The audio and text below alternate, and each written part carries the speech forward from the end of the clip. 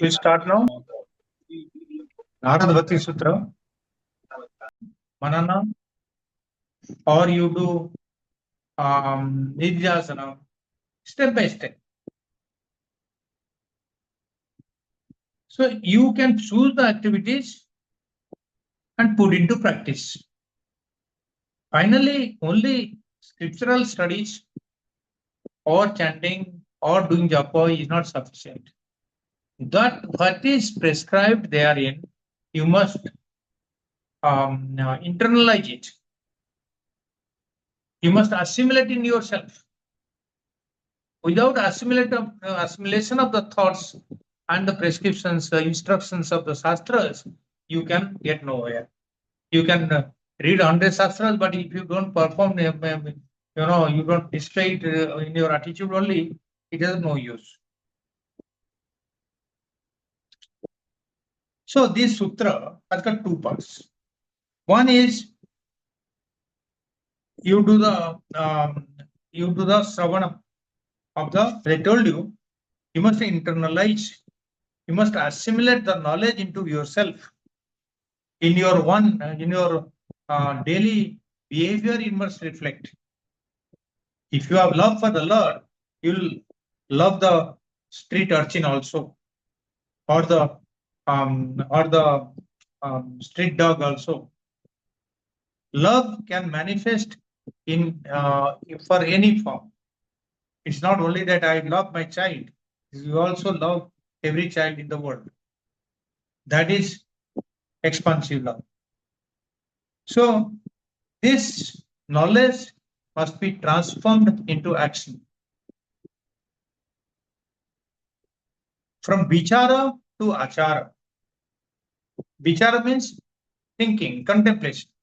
Achara means behavior or action that you are doing. So you must. So that's why it is telling mananiyani, karaniyani. Vichara to achara. From thinking to putting into action. So this is the 2-3 aspects of this sutra.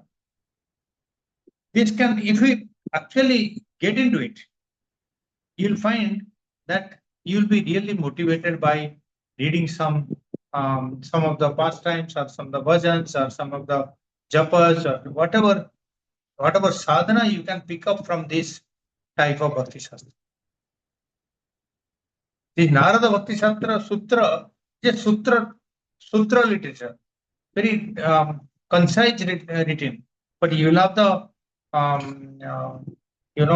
chanting also, bhajans, you will have other stories also.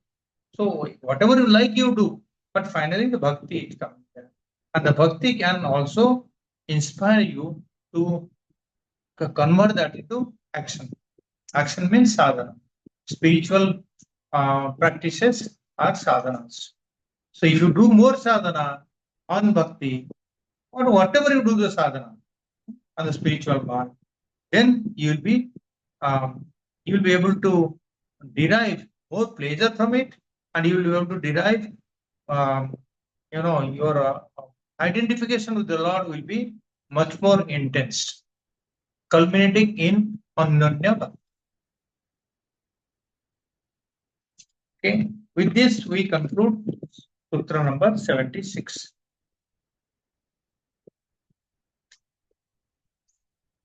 We go to the next Sutra. Sukhe dukhe ichha labhadi vyakte kale pratikshamane shana dharmapi vyartha nan nayam.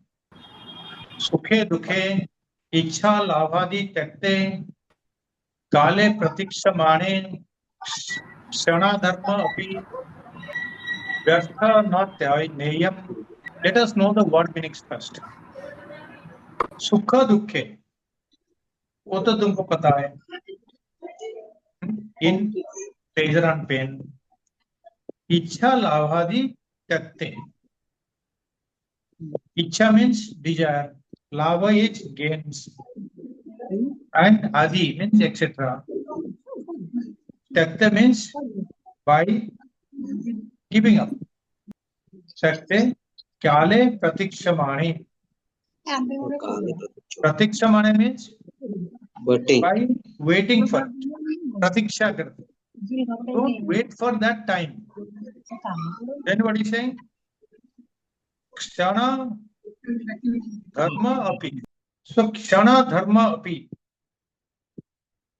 Not kshana dharma. Kshana, kshanardha, kshanardham api. Kshanadham, kshana ardham api. Kshana means moment. Ardha means half. Api means also. Even. That means even half a moment. Even half a moment. क्षणार्ध अपि जो लिखा है क्षण क्षणम अर्ध अपि. Even half a moment व्यर्थ न नेयम. You should not waste.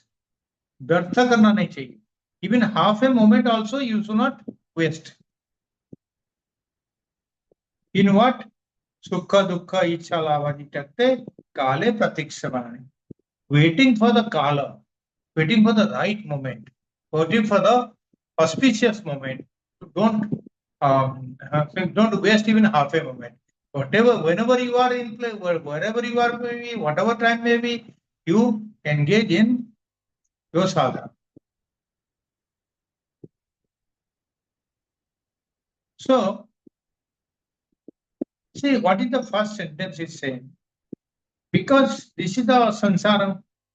In the sansara, you will have ups and downs. You will have sukha dukha. You will have something plain and pleasure. You will have ichha, dvesa, raga, dvesa. You will have, and it will have labha, kshati. You will have all these opposites will be there. So all these things, what happens, puts you into a sansarika mode. So if you wait for a propitious time, auspicious time, so the bhakti, I'll start only when it is a say Ganesh Chaturthi, I'll start bhakti, or Durga Puja होगा तो वही time में चालू करेगा नवोदा Bhakti Sutra. ऐसा, so you don't wait for a auspicious time to start your bhakti sadhana. This is what is being said. And in the second line is saying that even half a moment you should not waste. Don't wait for another moment. Even half a moment also. So how much of emphasis is there in time management here?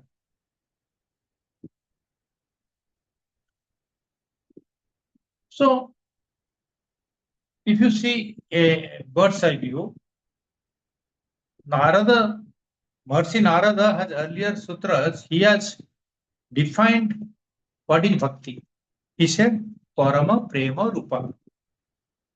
It is the supreme love towards God. And then he said, it is Amruta Swarupacha. That means it is the nature of immortality. If bhakti is the nature of immortality, and what do we do regarding jnana? Jnana also you strive for immortality, no? That liberation is mukti, that is the liberation. So both bhakti and jnana are culminating in mukti. Amruta Swarupacha, immortal. So you can attend this Amruta Swarupa or Parama Prema Rupa Bhakti through worship of the Lord, through worshipping his gunas, his attributes, or his forms, or listening to his pastimes, stories, or reading the Sutras. All these things what we described in the previous sutra, you can adopt them, get inspiration from them, and transform that into your daily routine. That way, you can enhance your bhakti for the Lord. But then once you come to a higher level, supreme love, what we call it, in that there is no attributes. Bhagavan jaise Bhagavan becomes Gunatita, same way, your love also becomes Gunatita. There is no difference, but Bhagavan and you are one only. There is no gunas, there is no kriya, there is no desire, and that bhakti is a very, very subtle nature. That nature is called immediate experience. In Sutra number 54, we have seen immediate experience. That means that what I was telling you is the swa-anubhuti, and nothing else, but you experience yourself. So, having reached the supreme love, that the bhakta understands that he is alone, there is nobody else. Bhagavan and bhakta become one. He only hears, he alone hears, he alone speaks the love. He alone contemplates of the God. Because at the pinnacle of the mountain, there is only one person. That love and the devotee and the bhakta. Bhakta and the Bhagavan. So in the last sutra, Bhagavan Narada told that you contemplate upon the Shastras, whatever they have taught, and then you pursue the activities, whatever comes out, whatever you get inspired from the Shastra studying, whatever you get inspired, you pursue your way of doing sadhana, and so that you can elevate the level of your devotion further. In this sutra, the sadhana is saying sadhana yield a lot of result. There is no doubt about it. Sometimes we think a lot, but don't do it. We do mananam, we do savanam, but we still don't put into practice. So, if you do this contemplation intelligently, then you get a lot of result. But sometimes you have to give up this intelligence. You know, many people become intellectual sadhakas. They get satisfied when they are intellectually satisfied. That means that is their purpose. But sometimes you have to give up this intellect. That means you go by Shraddha, go by Bhakti. Everything cannot be explained by logic. Of course, logical to hona chahiye, but everything cannot be explained by logic. So, you can have the faith, Shraddha is faith, and you can prevail upon your logic and go for the Lord. Why you have to wait for that? Your spiritual journey can continue without any intellectual intervention. So this sutra is telling that there are many people who get inspired. And suppose you go for a, like yesterday was the Radha Mai's Janmadin. Yesterday we celebrated the birthday of Narada. I don't know. I have never done, but it's done there. People of the bhakti, they have the emotion for that. So, by studying the shastras, by studying this, doing some of the bhajans, kirtans, etc. Like you, suppose you may have experienced, you go to a, Bhagavad Purana, or this Bhagavad Saptah, like you get very, you get elevated with the thoughts.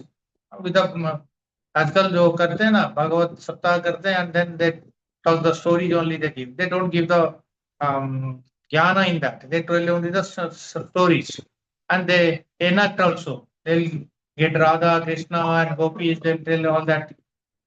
So whatever it is. So this is the way they do. And when they do, you also get motivated, But that motivation, even though you are motivated, you don't proceed to do the sadhanas. That is the culprit. You do not straight away go for sadhanas after getting motivated. Very often what happens, you wait. Okay, I'll wait. When the favorable auspicious moment comes, then we'll start. Okay, I'll start the, say, Vishnu Sahasranama Archana from coming Sunday, or I'll do the, say, Rudra Visheka on Shiva, Shiva Amavasya, that we'll do that from that day. Like that, people give the wait for the auspicious time to start their sadhana. They think that that is the favorable time, and start from that day. It will be good for you. Here, they think that the seekers, they think that if you start a puja, or if you start a sadhana on a day, auspicious time or auspicious place, then it will give you better results. Okay. But here, Devarsi Narada is saying, such delays are unproductive. You should never have these delays. He follows the dictum of Suhasya Sigram. जो शुभ काम करने का है, जितना जल्दी होता है उसको कर लो. Don't wait for anything. You have thought of this today, so you go ahead. Don't wait for even a fraction of a moment. This is what he says by the word Kshyanartham api vyarthana neyam. Even half of the moment, Kshana Ardha. A Kshana is a moment. And Ardha, uska Ardha means half of the moment also, na vyartha na neyam. Don't waste even half a moment. People wait for the most suitable, favorable, auspicious time, consider stars, moon, sun, and all that. They'll astrologers, they'll consult their positions and or sometimes when the gurus come, Mahatmas come, then they'll start. Such imaginations may not come true for a long time. In fact, delays can draw you into inertia. And that motivation that comes, if you don't catch at the moment, then you will become tamasic. Sometimes after a few days, you will also forget that inspiration will come. Once you are inspired, you must forge ahead. So, don't feel lazy to start giving the alibi of auspicious time or auspicious place. Start today and now only. The best time to start your sadhana is this time.